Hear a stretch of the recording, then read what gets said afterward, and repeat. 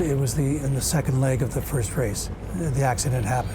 In the collision, the boat got a hole in it, yes, which caused it to take on water, and it got to such an extent that the pumps couldn't handle it, and the boat went under. The Severn II is an 8-metre racing yacht built of mahogany in Scotland in 1934. It's the crown jewel of the Gyles family. Unfortunately, just before her 90th birthday, the Severn II sank in her last regatta. That was 2 weeks ago, just outside of the Toronto Islands. Her son William here was the last one on before she went down. At the time of the collision, you're just worried about safety. There was no other course of action but to start to evacuate. But the amazing thing was there was no injuries between the two boats other than some scrapes and bruises. But good news from the depths of Lake Ontario. We have an approximate location of the boat on the bottom. It is going to be surveyed by a submersible drone to assess any further damage. And if it's in the condition we think and hope it's in, they'll be able to raise it. Let's go get her. Gyles' family friend Mike, aka Rusty, takes us over to the recovery operation. It's emotional. You've got, I think, at least 3 generations of the Gyles family have been racing Severn II, and they don't just race it, they take care of it, they lovingly maintain it.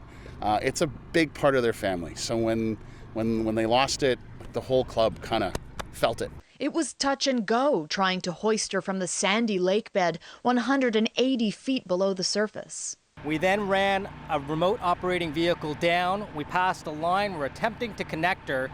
And the idea is you pass a thin line, which brings a thicker line, which brings a lifting strap.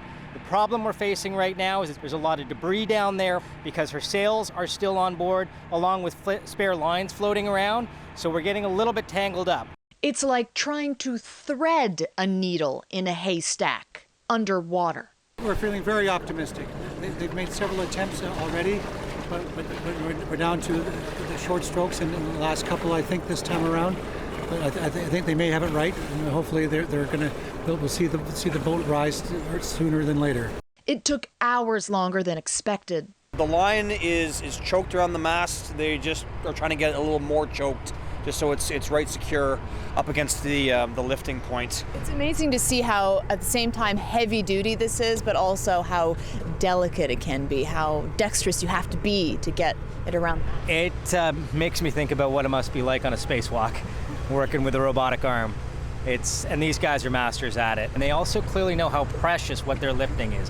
Most of these guys are great sailors themselves, so they really are passionate about doing this right, doing it properly, and getting her home. Hours after the sun went down, The mast has just pierced the surface.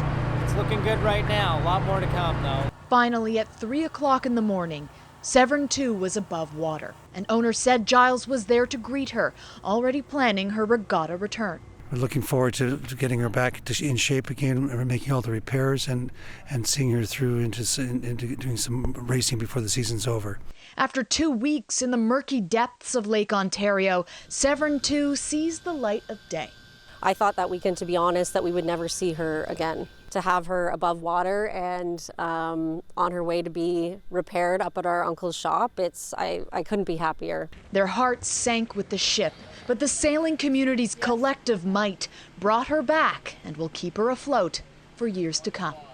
Ali Chiasson, CBC News, Toronto.